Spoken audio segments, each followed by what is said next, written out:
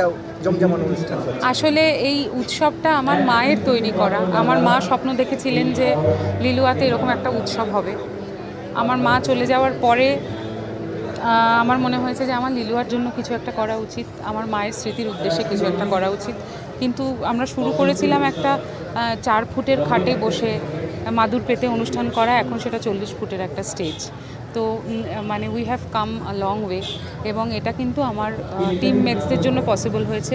ওরা এত পরিশ্রম করে অনুষ্ঠানটার জন্যে, এত খাটে ওরা, এবং আমার শিল্পীরা যারা আসেন এত দূরে, তোমরা এসেছো, তোমরা দেখতেই পাচ্ছ এটা অনেকটাই দূর কলকাতা থেকে, তাও আসেন।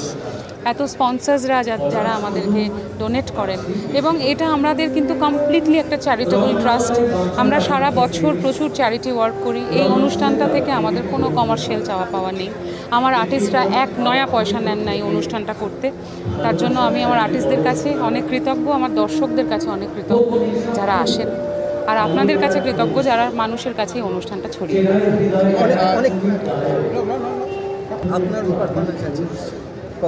আমি জানি না আমার পারফরমেন্সটা কখন, আমি যখন দেখি যে একটা মাঝখানে ফাঁকা জায়গা পেয়েছি তখন আমি আর নীলাঞ্জন উঠে যাই।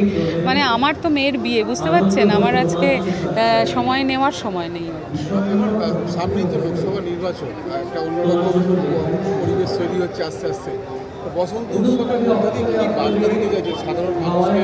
অন্তত হিংসা, হানাহানি, রাজনীতি কিছুই থাকবে, তার মধ্যে মানুষের যে একটা ভালো লাগা।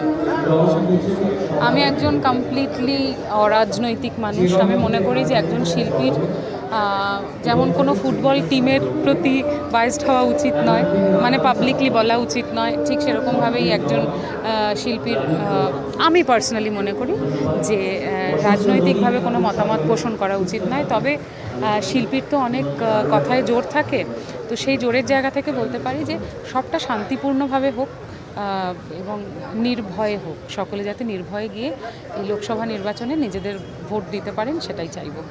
আর বসন্ত উৎসবে স্পেশালি কিছু বার্তা?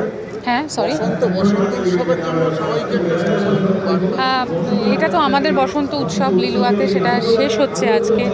তবে মানে যেটা দোল আসছে, হোলি আসছে, আপনারা সবাই খুব ভালো করে দোল খেলুন, নিজেদের যত্ন নেবেন, কারোর যাতে কোনো ক্ষতি না হয় সেটা দেখবেন। আর প্লিজ স্ট্রে অ্যানিমালস যারা আছেন তাদের গায়ে রং দেবেন। Thank you.